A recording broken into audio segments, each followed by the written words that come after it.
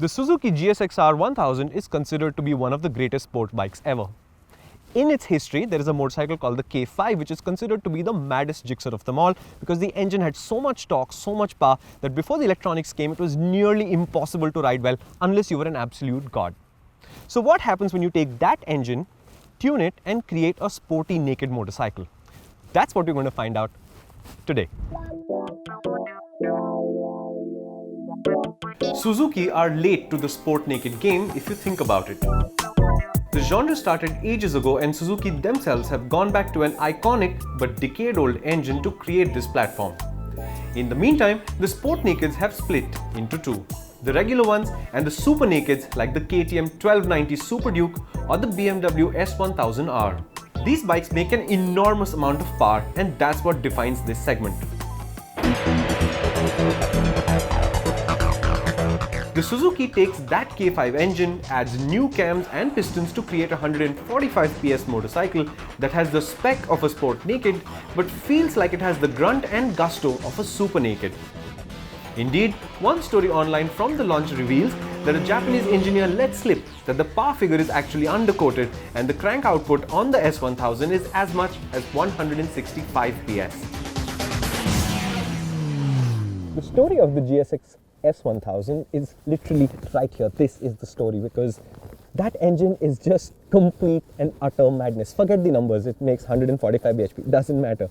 What actually happens is like this. You're in top gear, you're at 4000 rpm, which you think is a reasonably calm rpm. You roll on the gas to pass something and oh my god, what just happened happens every single time.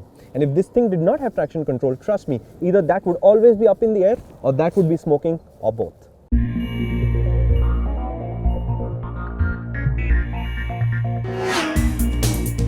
So impressive is the power that it's easy to overlook the rest of its capabilities, which is why I was surprised when the S1000 took to the first fast corner I found with such ease and lightness.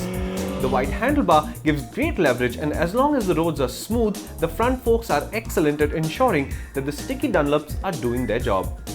The Suzuki leans over with very little effort and feels very confident and grippy even at extreme lean angles. The rear is more compliant even and it allows you to feel the grip still more.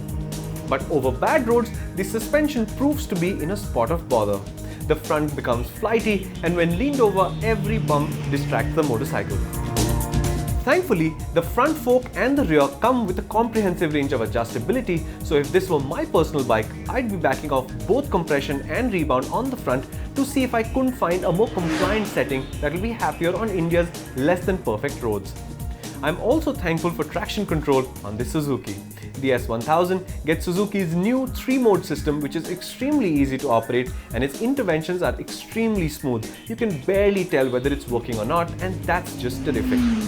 The extreme power means that the traction control light on the crowded but clear digital instruments flashes often, but trust me, even in mode 3, the most intrusive of modes, you will not be able to tell that it's working. So let's talk about the styling of the S1000. Well, I think from here to the back, it's a really nice sports bike. It's compact, the tail rises nicely, it's very sharp. Get rid of this piece of plastic, put a tail tidy, I think you get a very nice looking motorcycle. Here to here though, I'm not so thrilled with it. There's a lot of metal, then plastic, then plastic. I'm not sure that this is one of the prettiest motorcycles I've ever seen or that will be remembered as a design classic. Not at all. But there is also a functional problem. The tank tapers to the back and it's quite narrow here and that works for me quite well. But Rishad, who's 6'1" with really long legs, think of like a spider. When he sits on this motorcycle, he only touches about here, his knees touch and the rest of the legs are in the air. And that's a genuine issue because when that gas opens, the power is so intense that you're basically sliding off the back of this motorcycle. And that is something that if you're that kind of tall, you are going to need to fix somehow. The grip on the tank isn't the S1000's only problem. A naked motorcycle that manages 245 odd kilometers an hour and gets past the 100 in under 4 seconds, even on a partially wet road, will create massive wind blast. This magnifies the sense of drama and action, but it will leave you with a sore neck and aching arms after a ride. Which means you'll most likely have to spring for a screen of some sort to make it useful. But that really is all I found in terms of niggles. In fact, I might add that the Suzuki has the absolutely best sounding stock exhaust I've ever heard on a motorcycle this far. I'm really impressed. I mean, the engine, the way it makes its power, the amount of power it's got, it's just insane. Yes, it has traction control here, but what it needs traction control is here, because if you're not paying attention, this thing is just frighteningly quick. And honestly, I haven't been scared of a motorcycle in a really long time the way I'm scared of this thing a little bit. And yes, that means if I had the money, I would totally buy one.